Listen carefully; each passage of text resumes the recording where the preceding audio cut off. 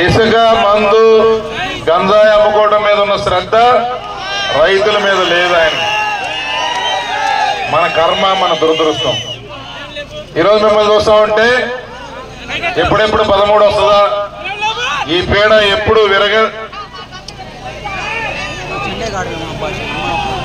పోతుందా అని మీరందరూ కూడా ఎదురు చూస్తూ ఉన్నారు. నేను ఒకటే చెప్తా ఉన్నా, ఈరోజు మన గ్రామంలో బడుగు బలహీన వర్గాలు, మైనారిటీ సోదరులు, ఎస్సీలు ఉన్నారు. దాదాపు ఎస్టీ ఎక్కువ ఈ యొక్క సామాజిక వర్గాల నుంచి ఉన్నారు. నా ఎస్సీలు, నా ఎస్టీలు, నా బీసీలు అంటాడు కదా ముఖ్యమంత్రి. ఇక్కడ ఉన్న ఏ కుటుంబానికైనా సరే ఈ 5 సంవత్సరాల్లో ఈ ప్రభుత్వం వలన ఏదైనా చెప్పుకోదగ్గ మార్పు మీ కుటుంబాల్లో వచ్చిందా అని చెప్తున్నారు. ఎవరికైనా ఒక బీసీ కార్పొరేషన్ లోన్లు ఇచ్చారా? ఎవరైనా 10 మందికి ఎస్సీ కార్పొరేషన్ లోన్లు ఇచ్చారా? ఎస్టీ కార్పొరేషన్ ఇచ్చారా?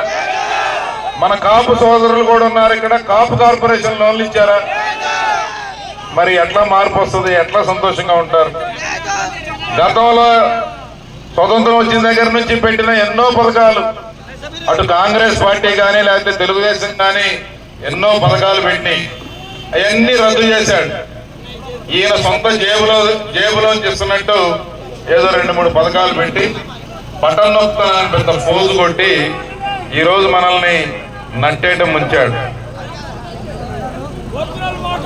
అందుకే చంద్రబాబు నాయుడు గారు, పవన్ కళ్యాణ్ గారు ఒక నిర్ణయం తీసుకున్నారు. ఈ యొక్క రాష్ట్రంలో ఉన్న ఇబ్బంది పడుతున్న ప్రజల్ని ఏంటమ్మా కాపాడాలి, రాష్ట్రం నష్టపోకూడదని వారిద్దరూ రాజకీయాలు పక్కన పెట్టి కలిసి ఒక మేనిఫెస్టో రిలీజ్ చేశారు. ఆ మేనిఫెస్టో రిలీజ్ తోనే జగన్మోహన్ రెడ్డి గారి గుండెలో రైళ్లు పరిగెత్తా ఉన్నాయి. అతని మేనిఫెస్టో అటర్ ఫ్లాప్, మన మేనిఫెస్టో సూపర్ హిట్. ఆయన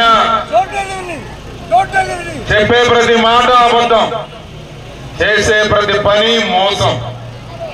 అయినా సరే అబద్ధాలను గట్టిగా మాట్లాడి బొంకితే అది నిజమైపోదు.